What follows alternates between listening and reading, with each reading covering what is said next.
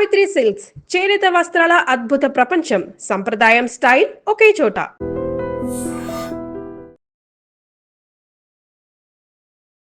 నమస్తే. ముందుగా ప్రేక్షకులందరికీ శ్రీ పరాభవనామ సంవత్సర ఉగాది శుభాకాంక్షలు. ద్వాదశ రాశుల వారికి ఈ సంవత్సరం ఏ విధంగా ఉండబోతుందో తెలియచేయడానికి మనతో పాటు బ్రహ్మశ్రీ గుండెపూడి శివసుధీర్ శర్మ గారు ఉన్నారు. మాట్లాడదాం. నమస్కారం గురుగారు. శ్రీమాత్రే నమః. శ్రీ గురుభ్యో నమః. గురుగారు, పరాభవనామ సంవత్సరంలో కుంభరాశి వారికి ఏ విధంగా ఉండబోతుంది? నన్ను ముఖ్యంగా కుంభరాశి వాళ్ళకు కూడా ఈ సంవత్సరం ఉండేటువంటి పరిస్థితుల్లో గురుడు కొంతకాలం శుభుడు, కొంతకాలం అశుభుడు. అశుభం కూడా కాదు, కొంచెం నష్టాన్ని చేకూర్చేటువంటి పరిస్థితి. 7.5 సంవత్సరాల శని ప్రస్తుతానికి జరుగుతుంది. జన్మరాశి స్థితిలో రాహువు, సప్తమంలో కేతువు. ఇక్కడ ఏలినాటి శని, రాహువు, కేతుగ్రహ ప్రభావం, మరలా షష్టమంలో గురుగ్రహ సంచారం. ఇవి మిశ్రమ ఫలితాన్ని ఇస్తాయి. ఉన్నతంగా ఉందని చెప్పడానికి లేదు, మరి బాగాలేదని చెప్పడానికి లేదు. కొంతకాలం బాగుంటుంది, ఒక్కో నెల బాగుంటుంది, ఒక్కో నెల కొంచెం కష్టకాలంగా మారేటువంటి పరిస్థితి కనబడుతుంది. దీంట్లో మిత్రులుగా ఉండేటువంటి వ్యక్తులు శత్రువులుగా మారబోతున్నారు. అది కొంచెం జాగ్రత్త పడాల్సినటువంటి విషయం. ఎప్పుడు కూడాను శత్రువు మిత్రువైనా పర్లేదు, కానీ మిత్రుడు శత్రువు అయితే మన రహస్యాలు మొత్తం మిత్రుల దగ్గరే ఉంటాయి. అవి పడిపోతే ప్రపంచం వినాశనం అవుతుంది, మన జీవితం నాశనం అవుతుంది. కాబట్టి మిత్రుడిని ఎప్పుడు కూడా శత్రువుగా చేసుకోవద్దు. కాబట్టి అంటే వచ్చిన మాట చెబుతున్నాను, ఒకసారి మిత్రత్వం మొదలుపెట్టిన తర్వాత, స్నేహం చేయడం మొదలుపెట్టిన తర్వాత జీవితంలో చేసే ముందు ఆలోచించుకోవాలి, వాడితో స్నేహం చేయాలా లేదని. చేసిన తర్వాత ఇంకా వదలకూడదు. ఇక వాడు చెడ్డవాడైనా మనం మోస్తూనే ఉండాలి. అదే స్నేహం అంటే. కాబట్టి మిత్రులు మాత్రం శత్రువులుగా మార్చుకునేటువంటి ప్రవర్తన మీ దగ్గర వస్తుంది. కొంచెం జాగ్రత్త. వాళ్ళు కూడా మిమ్మల్ని చూసి అసూయ పడుతూ ఉంటారు. తద్వారా కూడా కొంత శత్రుత్వం పెరిగేటువంటి పరిస్థితులు ఉన్నాయి. కొంచెం మాట్లాడటం మంచిగా ప్రేమగా మాట్లాడుకుంటే బాగుంటుంది. అలానే కుటుంబంలో కూడా ఉండేటువంటి సమస్యలు ఏవైతే ఉంటాయో అవి కూడా తొలగిపోతే అందులో ఆనందదాయకంగా ఉంటారు. కాకపోతే తండ్రి తరఫు వాళ్ళకి ఏదైతే సూతకాలు వినాల్సినటువంటి, ఆ వార్తలు వినాల్సినటువంటి మాటలు అంటే తండ్రి తరఫు బంధువర్గం వాళ్ళు చనిపోవటం, సూతకాలు, మరణ వార్తలు వినాల్సినటువంటి పరిస్థితులు ఇట్లాంటివి ఏర్పడేటువంటి అవకాశం ఉంది. కాబట్టి కొంచెం జాగ్రత్తగా ఉండాల్సినటువంటి పరిస్థితి. దాంతోపాటుగా కుటుంబంలో చిన్న చిన్న సమస్యలు వస్తాయి. అవి పెద్ద బయటికి చెప్పుకునేంత సమస్యలు అయితే కావు. వీటిల్లో కూడా సమర్థవంతంగా తెలివిగా మాట్లాడుకుంటూ, ఇతరులను నొప్పించక తానొప్పక తప్పించుకు తిరిగివాడు ధన్యుడు సుమదే అని వాళ్ళని నొప్పించకుండా మాట్లాడుతూ ముందుకు వెళ్తే బాగుంటుంది. గురుగారు, అలాగే ఈ రాశి విద్యార్థులకు, ఉద్యోగస్తులకు, వ్యాపారస్తులకు ఏ విధంగా ఉండబోతుంది? విద్యార్థులకి బ్రహ్మాండంగా ఉండబోతుంది. అఖండమైనటువంటి విజయాన్ని సంపాదిస్తారు. కాకపోతే శ్రద్ధ అవసరం. శ్రద్ధ లేకుండా చదివితే ఏ రకమైనటువంటి సరస్వతి కూడా మనకు అబ్బదు. కాబట్టి శ్రద్ధ వహించి చదవండి, చాలా బాగుంటుంది. అలాగే ఉద్యోగస్తుల విషయానికి వస్తే వీళ్ళకి ట్రాన్స్ఫర్స్ కానీ ప్రమోషన్స్ కానీ ఈ రెండిట్లో ఏదో ఒకటే నాన్న. ట్రాన్స్ఫర్స్తో కూడుకున్న ప్రమోషన్స్ కావు, ప్రమోషన్స్తో కూడుకున్నటువంటి ట్రాన్స్ఫర్స్ కావు.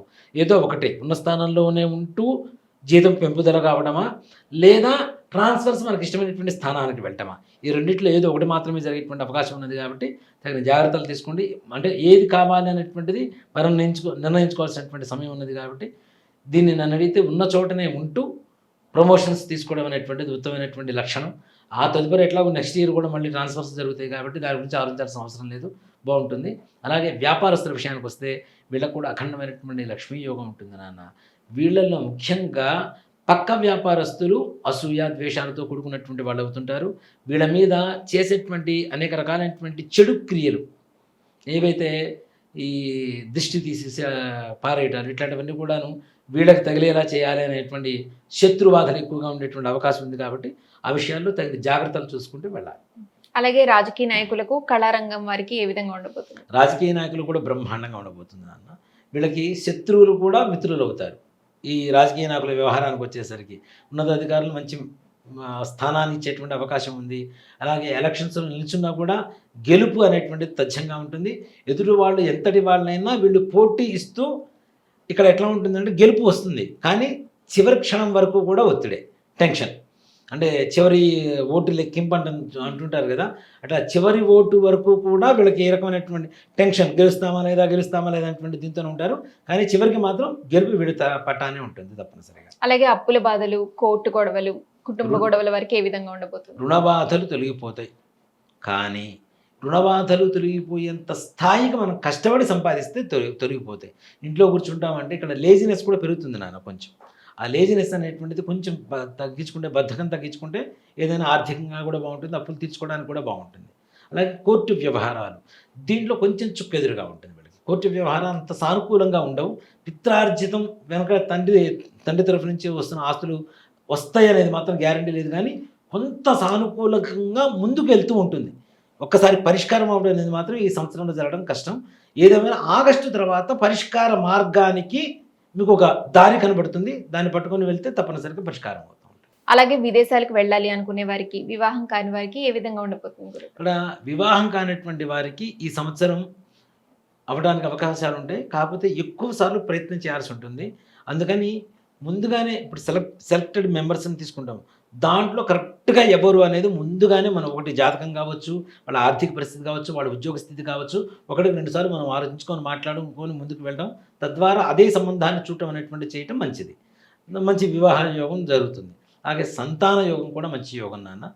సత్సంతాన యోగం కలుగుతుంది, సౌభాగ్యాభివృద్ధి కలుగుతుంది.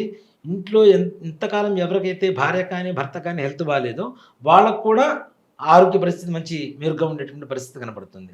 అలాగే ముఖ్యంగా నాన్న రైతులు కావచ్చు, రియల్ ఎస్టేట్ బిజినెస్ వాళ్ళు కావచ్చు, వీళ్ళకు కూడా అఖండమైనటువంటి రాజయోగం కలగబోతుంది. రైతులకి రెండవ పంట మొదటి పంట కంటే ఎక్కువ దిగుబడి వస్తుంది. మొదటి పంటలో లాభం వస్తుంది, కానీ రెండవ పంటలో ఇంకాస్త ఎక్కువ దిగుబడి వచ్చి ఎక్కువ లాభం వచ్చేటువంటి అవకాశాలు కనబడుతున్నాయి. అలాగే రియల్ ఎస్టేట్ వ్యాపారస్తులకు కూడా వీళ్ళకు కూడా మంచి రాజయోగం ఉంటుంది. కాకపోతే వీళ్ళ దగ్గర ఉన్నటువంటి సమస్య ఏంటంటే వీళ్ళు 100 రూపాయలు రాగానే కొంచెం తలపొగరు చూపిస్తూ ఉంటారు. దాని ద్వారా ఎదురు వాళ్ళ దగ్గర దెబ్బతినేటువంటి అవకాశం ఉన్నది, కాబట్టి కొంచెం జాగ్రత్త పడాల్సినటువంటి పరిస్థితి కనబడుతుంది. అలాగే గురుగారు, కుంభరాశి వారు మరిన్ని మెరుగైన ఫలితాల కోసం ఎటువంటి పరిహారాలు చేసుకోవాలి?